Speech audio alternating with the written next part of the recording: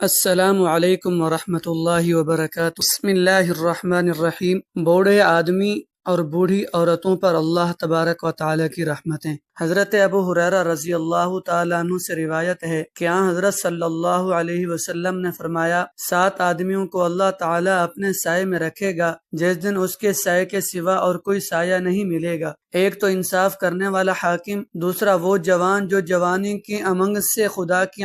عبادت میں رہا، تیسرا وہ شخص جس کا دل مسجد میں لگا رہے، چوتھے وہ آدمی جو ایک دوسرے سے صرف اللہ کے لیے محبت کرتے ہیں، اسی پر جمع ہوتے ہیں اور اسی پر جدا ہوتے ہیں، پانچواں وہ آدمی جسے حسب و نسب والی ایک خوبصورت عورت نے گناہ کی دعوت دی تو اس نے کہا میں اللہ رب العالمین سے ڈرتا ہوں، چھٹا وہ آدمی جو صدقہ کرے تو اسے اتنا خفیہ رکھ لے کہ گویا اس کے بائیں ہاتھ کو پتہ نہ چلے کہ اس کے دائیں ہاتھ نے کیا خرچ کیا ہے، ساتھ ہی وہ شخص جس نے اکیلے میں اللہ کو یاد کیا اور اس کی آنکھیں بہہ نکلیں، یعنی اللہ کے خوف نے اسے رلا دیا۔ حضور صلی اللہ تعالی علیہ وآلہ وسلم نے فرمایا، جب مسلمان بندہ 40 سال کا ہو جاتا ہے تو اللہ تبارک و تعالی 3 طرح کی بلائیں دور کر دیتا ہے۔ نمبر 1 جنون، نمبر 2 کوڑھ، نمبر 3 برس، اس سے نجات دیتا ہے۔ کوڑھ جس میں ہاتھ گر جاتے ہیں اور برس سے مراد جسم کے سفید داغ ہیں، مطلب یہ ہے کہ 40 سال کے بعد ان امراض کا وقوع بہت کم ہو جاتا ہے، اور جب 50 سال کا ہو جاتا ہے تو اللہ تعالیٰ اس کے حساب میں تخفیف یعنی کمی کر دیتا ہے، اور جب 60 سال کا ہو جاتا ہے تو اللہ تعالیٰ اسے اپنی طرف جھکنا نصیب فرماتا ہے، یعنی اللہ تعالیٰ اسے توبہ اور اپنی طرف رجوع کرنے کی توفیق دے دیتا ہے، اور جب 70 سال کی عمر کا ہو جاتا ہے تو آسمان والے یعنی فرشتے اس سے محبت کرنے لگتے ہیں، اور جب 80 سال کا ہو جاتا ہے تو اللہ تعالیٰ اس کی نیکیاں باقی رکھتا ہے اور اس کی برائیاں مٹا دیتا ہے، اور جب 90 سال کا ہو جاتا ہے تو اللہ تعالیٰ اس کے اگلے پچھلے گناہ معاف فرماتا ہے، اور آسمانوں میں لکھ دیا جاتا ہے کہ یہ اللہ کی زمین میں اس کا قیدی ہے، اور اس کے گھر والوں کے حق میں اس کی سفارش قبول فرماتے ہیں، اور اس کا لقب امین اللہ اور اسیر اللہ ہے فی الارض، یعنی زمین میں اللہ کا قیدی ہو جاتا ہے، کیونکہ اس عمر میں پہنچ کر عموماً انسان کی قوت ختم ہو جاتی ہے، کسی چیز میں لذت نہیں رہتی، قیدی کی طرح عمر گزارتا ہے۔ حضرت ابو ہریرہ رضی اللہ عنہ سے روایت ہے کہ رسول خدا صلی اللہ تعالی علیہ وسلم نے ارشاد فرمایا، سفید بال نہ اکھیڑو کیونکہ وہ قیامت کے دن نور ہوگا، اور جس شخص کے بال اسلام میں سفید ہو گئے اس کے لیے اس کے عوض ایک نیکی لکھی جائے گی، ایک گناہ مٹایا جائے گا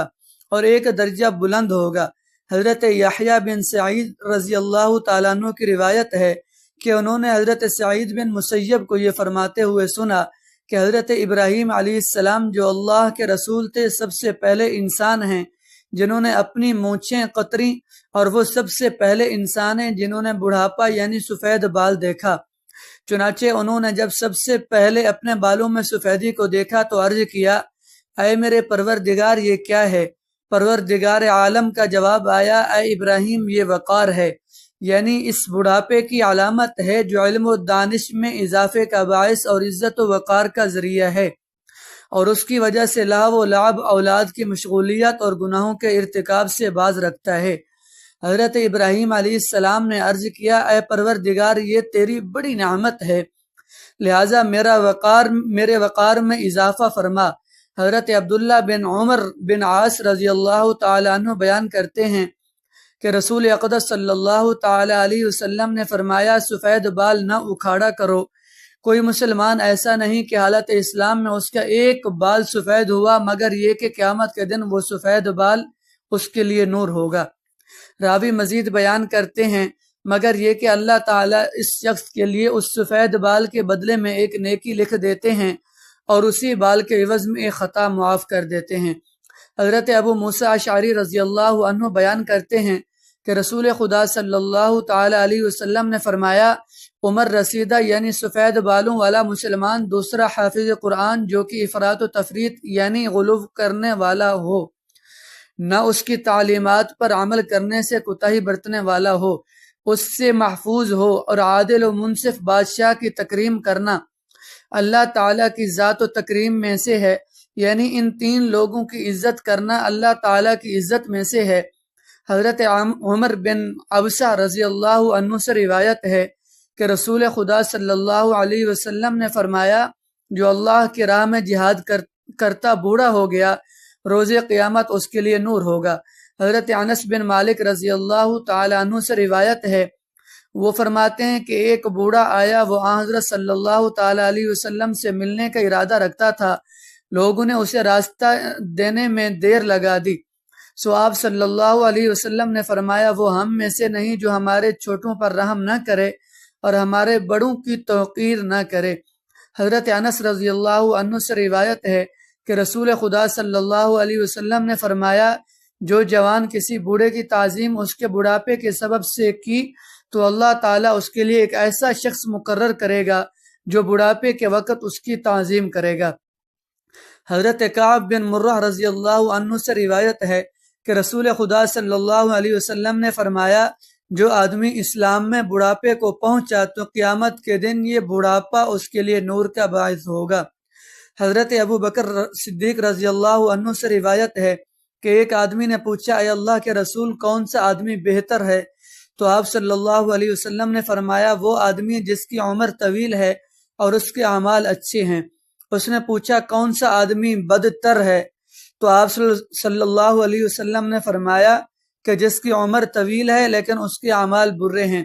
حضرت عبداللہ بن عباس رضی اللہ عنہ سے روایت ہے کہ حضرت ابو بکر صدیق نے پوچھا اے اللہ کے رسول آپ صلی اللہ علیہ وسلم تو بوڑھے ہو چکے ہیں،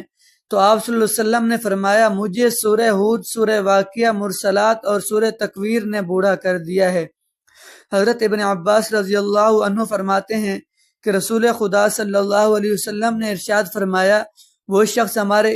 اعتبار کرنے والوں میں سے نہیں ہے جو ہمارے چھوٹوں پر شفقت نہ کرے، ہمارے بڑوں کا احترام نہ کرے، نیکی کا حکم نہ کرے اور برائی سے منع نہ کرے۔